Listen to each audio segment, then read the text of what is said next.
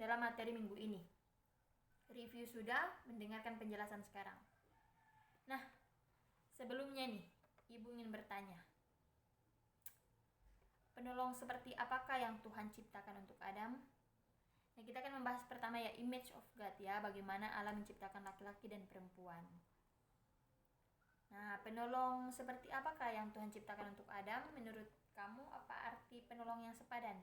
Tapi sebelumnya, walaupun agak pertanyaannya Ibu ingin bertanya, apakah di sini sudah ada yang pacaran? Coba jujur, di sini sudah adakah yang punya pacar? Silahkan tuliskan di kolom chat kalau belum atau ada yang sudah. Atau bisa langsung pakai suara.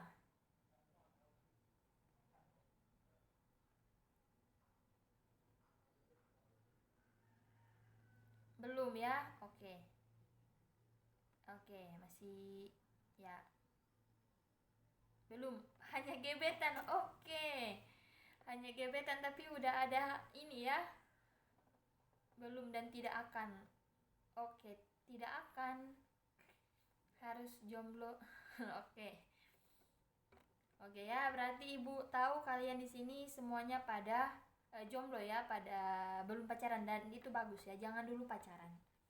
Nah, jadi pada saat ini kita akan membahas tentang penolong yang seperti apakah yang Tuhan ciptakan untuk Adam. Ya. Oke, kalian karena rata-rata belum ada pacar, kita lanjut aja ya, nggak usah jawab di kolom komentar, oke? Nah, Bu jelaskan. Nah, pandangan Alkitab mengenai pria dan wanita. Kejadian 2 ayat 18, Allah berfirman, "Tidak baik kalau manusia itu seorang diri saja. Aku akan menjadikan penolong baginya yang sepadan dengan dia." Kita bisa lihat ya, dan Efesus 5 ayat 22 sampai 23. Hai istri, tunduklah kepada suamimu seperti kepada Tuhan, karena suami adalah kepala istri sama seperti Kristus adalah kepala jemaat. Dialah yang menyelamatkan tubuh. Dan Alkitab menyatakan keunikan pria dan wanita yang tercermin dalam panggilan dan peranan yang berbeda.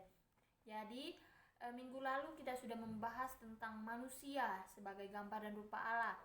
Bagaimana manusia itu diciptakan, dan manusia bukanlah robot tetapi bergantung penuh pada Allah. Dan sekarang kita mau melihat lebih dalam lagi manusia itu ya. Bagaimana manusia itu diciptakan dengan dua gender ya, dua jenis kelamin, yaitu pria dan wanita. Dan dua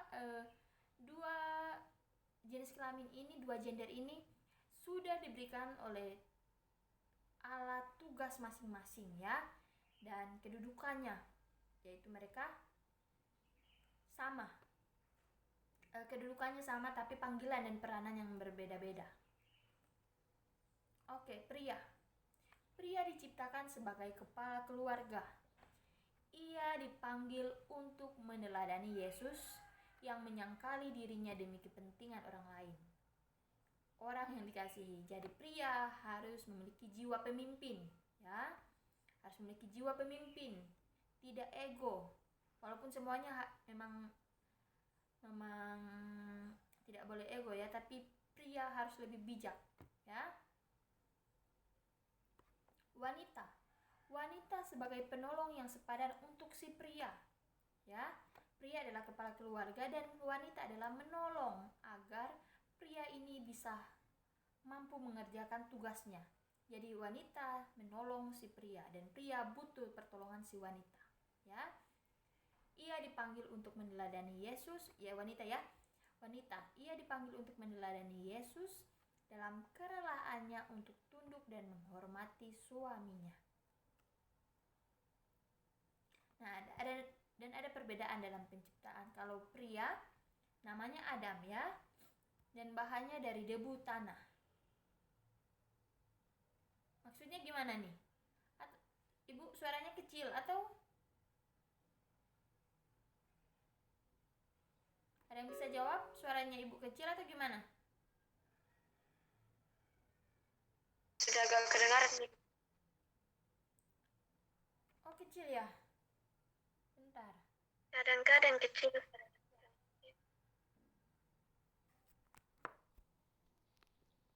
Oke ya. Sorry kalau gitu, kenapa ya bisa kecil ya?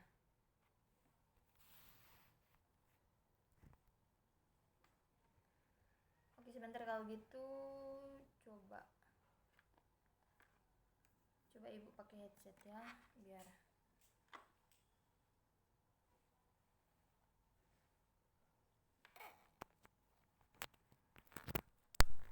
begini.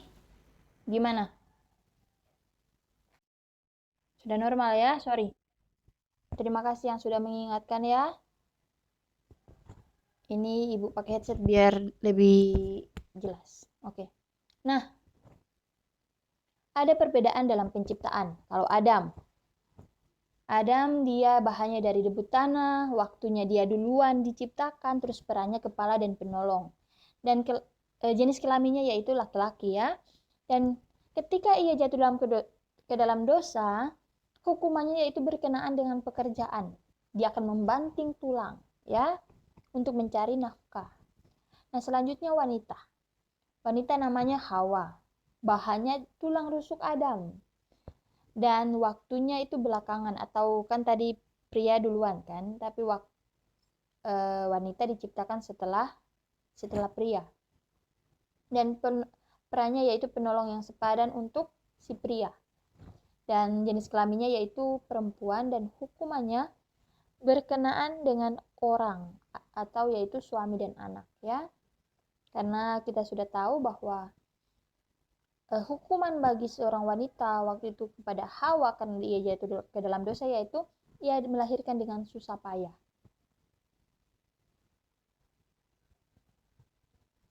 Oke. Terdapat dua gerakan yang tidak setuju akan pandangan menurut Alkitab ini. Jadi di dalam dunia yang fana ini ada dua gerakan atau ada dua pemahaman yang tidak setuju akan pandangan menurut pandangan Alkitab ini, yaitu yang pertama LGBT, kedua feminisme. Adakah yang tahu LGBT dan feminisme ini? Oke, thank you ya yang sudah menjawab. Nah, kalau LGBT itu adalah singkatan dari lesbian, gay, biseksual, transgender. Lesbian, gay, dan biseksual adalah istilah orientasi seksual. Orientasi seksual merupakan pilihan untuk menjalin relasi dan ketertarikan secara fisik, seksual, emosional, dan romantis yang ada pada manusia. Jadi ibu sangat berharap di kelas 71 dan 72 tidak ada yang merupakan bagian dari gerakan ini ya. Pria diciptakan untuk wanita. Dan begitupun sebaliknya wanita diciptakan untuk pria. Dan hanya boleh pria dan wanita, satu pria dan satu wanita yang boleh menikah ya. Tidak boleh Joko dengan Santo. Tidak boleh Siti dengan Linda. Tetapi Hawa dengan Adam ya. Satu cowok, satu cewek. Satu pria, satu wanita ya. Ibu harapkan semuanya kelas 7172 begitu. Dan selanjutnya feminisme. Feminisme adalah suatu gerakan perempuan yang dilakukan untuk menuntut emansipasi atau kesetaraan dengan hak pria.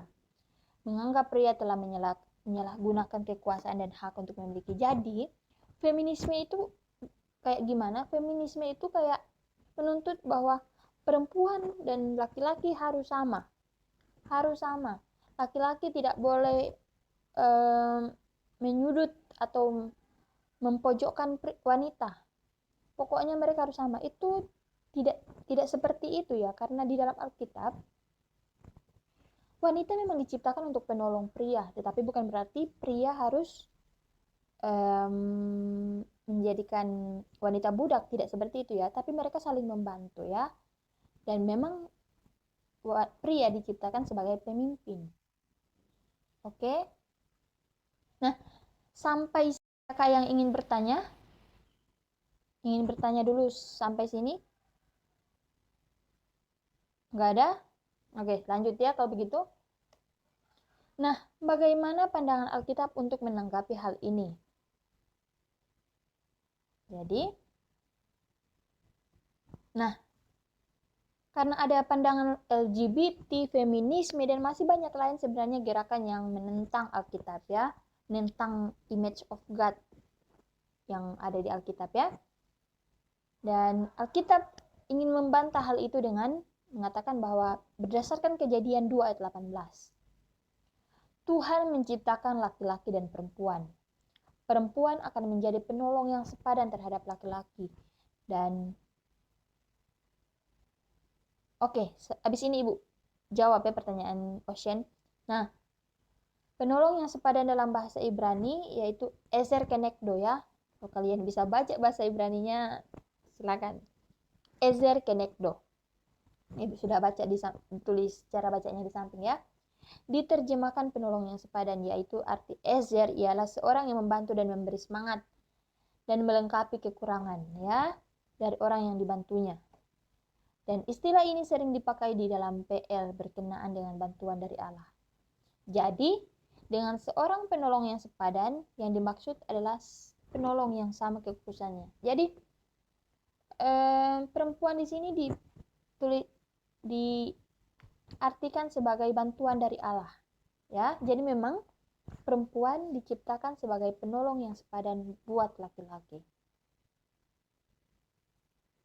Oke, Ibu jawab dulu pertanyaan, tapi nanti sekaligus ya. Oke, Ocean sebentar ya. Nah, perbedaan peran dan tanggung jawab pria. Tadi kita sudah lihat ya perbedaan dalam penciptaan. Sekarang perbedaan dan tanggung jawab dalam perbedaan dalam peran dan tanggung jawab. Yang pertama, pria, kepala keluarga. Kedua, penanggung jawab utama dalam keluarga. Ketiga, mengasihi istri. Dan keempat, spiritual leader keluarga. Apa spiritual leader keluarga itu? Yaitu pemimpin spiritual, pemimpin rohani dalam keluarga. Dan wanita, yaitu penolong yang sepadan dan tunduk pada suami dan motherhood, ya. Motherhood, sorry. Oke, jadi itu. Nah, kesetaraan pria dan wanita. Setara dalam perbedaan, punya hak yang sama untuk mengembangkan dan memakai potensi yang diberikan Tuhan. Jadi pasti wanita juga punya talenta kan yang diberikan Tuhan, punya hak yang diberikan Tuhan, dan itu silakan wanita untuk mengembangkan ya. Dan selanjutnya, kesetaraan itu tidak ada yang lebih baik dari yang lain, sama-sama dibutuhkan, sama-sama saling mengisi, saling menyempurnakan, dan masing-masing sebagai kerendahan dan kemuliaan bagi pasangannya. Pria tidak lengkap tanpa wanita, tapi wanita dicipta untuk pria, dan wanita dicipta untuk pria, tapi hanya wanita yang bisa melengkapi pria. Ya, oke. Jadi misalnya nih, pria tidak lengkap tanpa wanita, karena wanita dicipta memang untuk pria. Ya, wanita dicipta untuk pria karena memang hanya wanita yang bisa melengkapi pria. Jadi mereka saling melengkapi, ya. Pria tidak bisa tanpa wanita, dan walaupun tidak bisa tanpa wanita, dan wanita memang diciptakan untuk si pria. Oke? Dan selanjutnya, kesetaraan ini dapat dilakukan ditunjukkan dengan pernikahan seorang pria dengan seorang wanita, di mana keduanya saling melengkapi. Dan selanjutnya, tujuan pernikahan.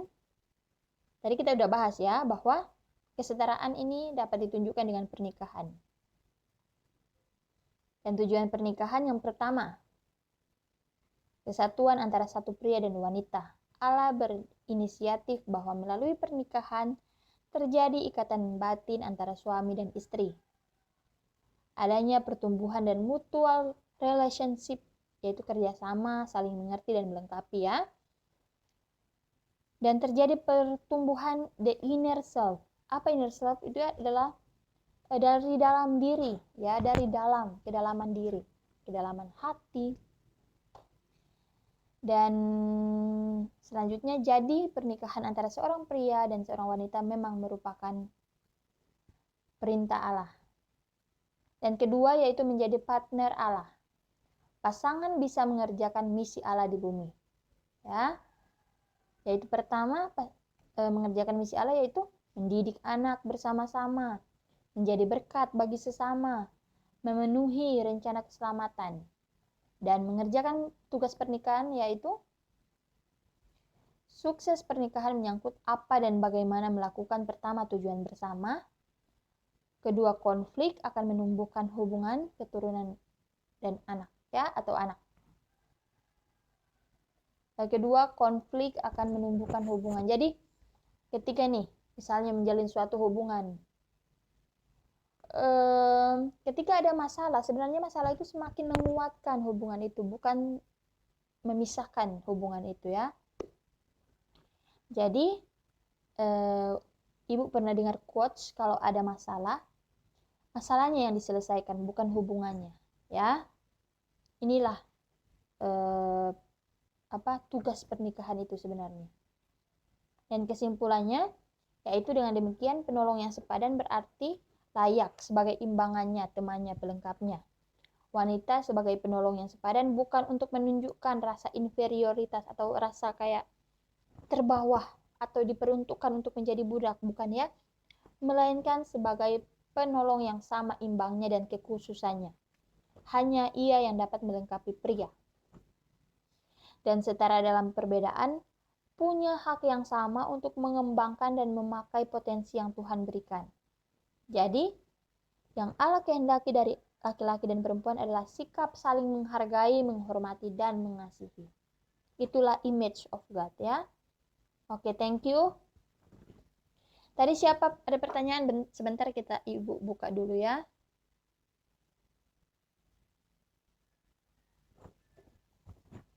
Oke, yang pertama Ocean. Bagaimana orang tahu bahwa mereka LGBT? Itu dari kesadaran diri ya. Ketika lelaki melihat lelaki dan merasa tertarik lalu jatuh cinta kepada lelaki, itu berarti mereka sudah masuk dalam ranah LGBT.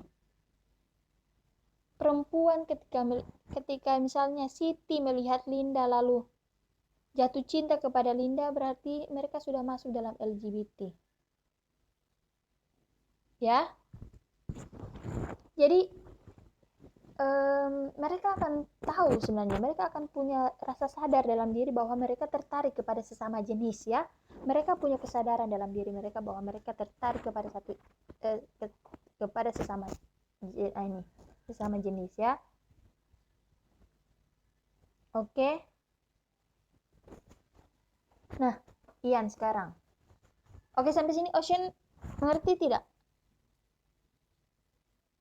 tentang pertanyaan yang ini?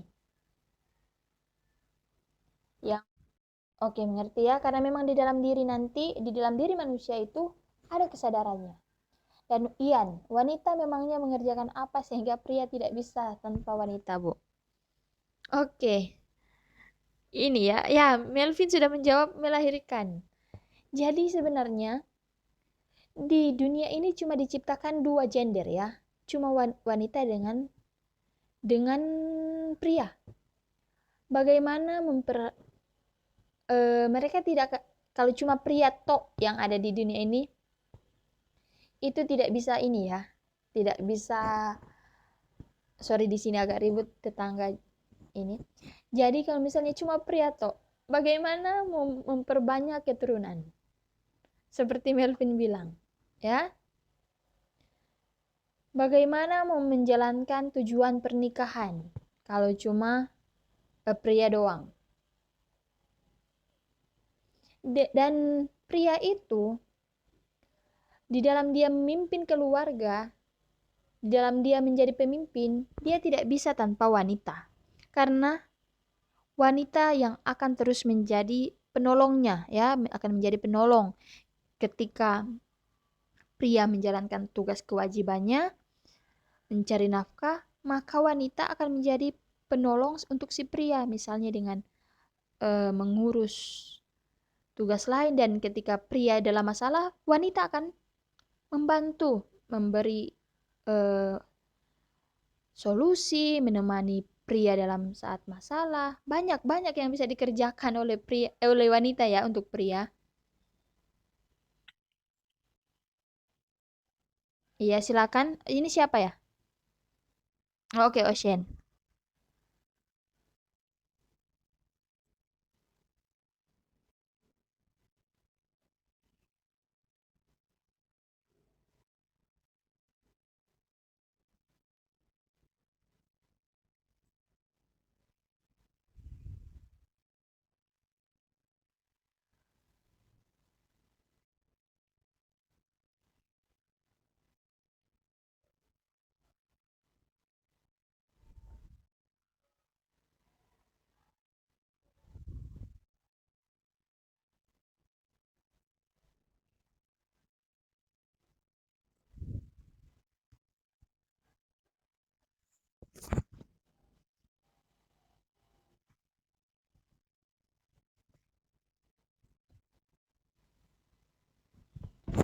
Oke, terima kasih Ocean untuk eh pertanyaannya. Tapi Ibu menjawab dulu yang Ian tadi ya.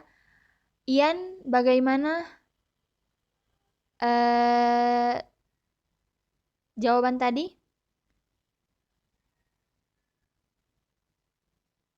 Ian,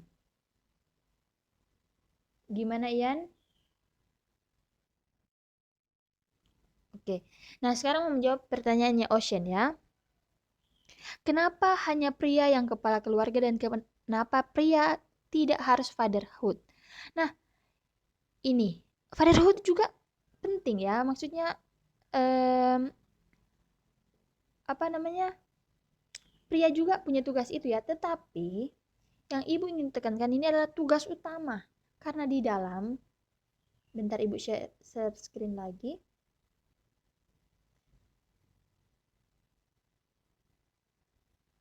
Karena Allah sendiri yang memberikan hukuman kepada wanita ketika saat mana ini? Ketika saat jatuh ke dalam dosa, Allah sendiri yang memberikan hukuman kepada pria dan wanita. Yaitu kepada pria, dia berkenaan dengan pekerjaan. Dia harus banting tulang mencari nafkah untuk menghidupi keluarganya. Dan wanita dan laki-laki memang diciptakan dari awal oleh Allah sebagai kepala ya, sebagai kepala keluarga. Di dalam satu keluarga itu tidak boleh ada dua kepala di situ. Tidak boleh ada dua kepala keluarga, wanita dan pria jadi kepala keluarga dua-duanya, tidak ya. Tetapi ketika ada pria di situ, maka pria yang menjadi kepala keluarga. Dari awal Allah sudah menciptakan dengan itu. Nah, terus yang ini, yang wanita, dari awal Allah sudah memberi hukuman kepada wanita, yaitu ketika manusia jatuh ke dalam dosa, wanita hukumannya yaitu berkenaan dengan orang, yaitu melahirkan, mengurus kalau bahasanya kayak bergantung kepada suami, itu hukuman dari Allah ya, dan mengurus anak-anak. Begitu, Ocean. Gimana Ocean?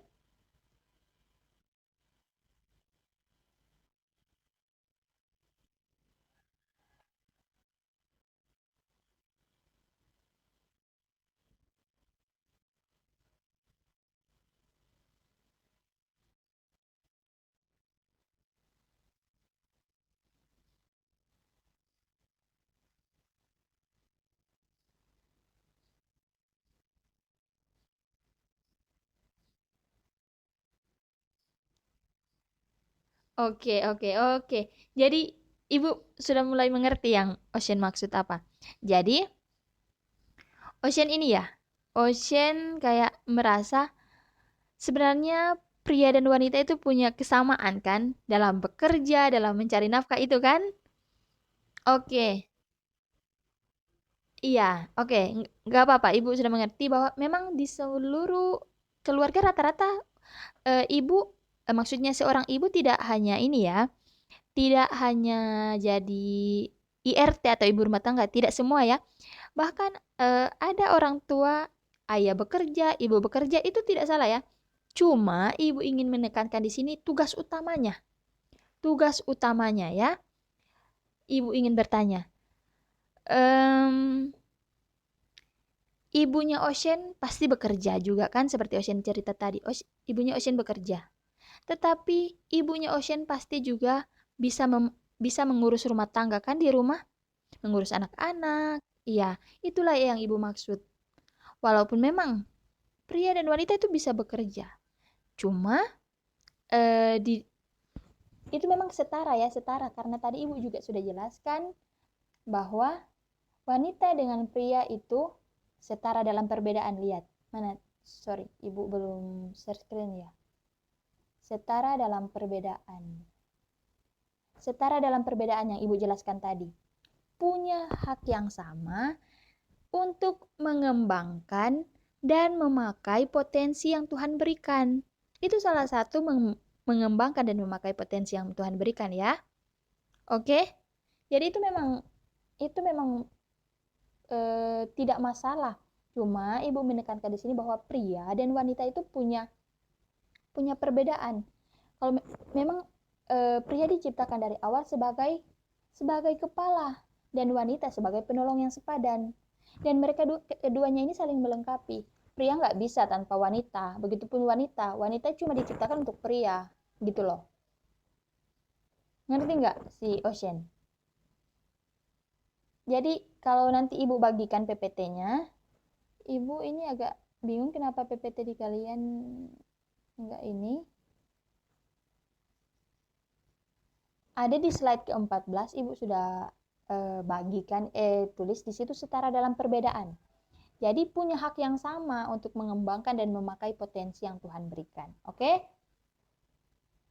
Jadi mereka punya hak yang sama sebenarnya. Cuma masing-masing ada tugas yang paling utama yang dari Allah sudah berikan kepada kita dari sejak kejadian atau penciptaan. Oke? Gimana Ocean? Udah mengerti? Sudah ya. Nah, sekarang ada lagi yang ingin bertanya?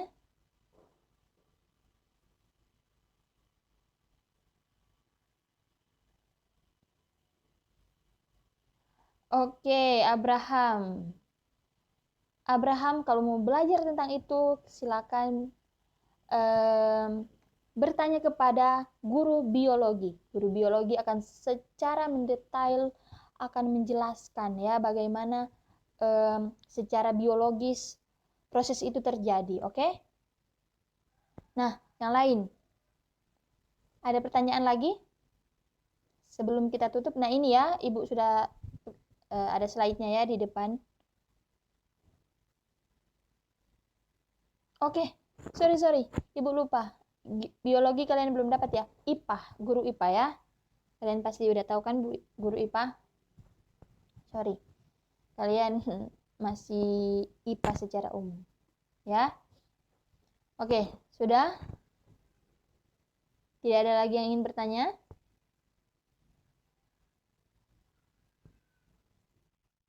Oke, kalau begitu kita akan... Ibu ingatkan lagi, bagi yang belum mengerjakan formatif 1, segera kerjakan. Segera kerjakan. Ibu tunggu sampai jam 6 sore hari ini. Kalau kalian tidak kerjakan, kalian tidak bisa ikut ujian formatif yang kedua. Oke? Sampai sini jelas? Oke. Ya, thank you. Nah, sekarang kita mau tutup dalam doa. Oh, ini Sisi sudah masuk ya. Oke. Tadi berarti siapa yang terlambat masuk, silakan chat Ibu karena beberapa ada yang Ibu sudah tulis alfa. Dan jangan lupa Oke, berarti tadi jaringannya ya.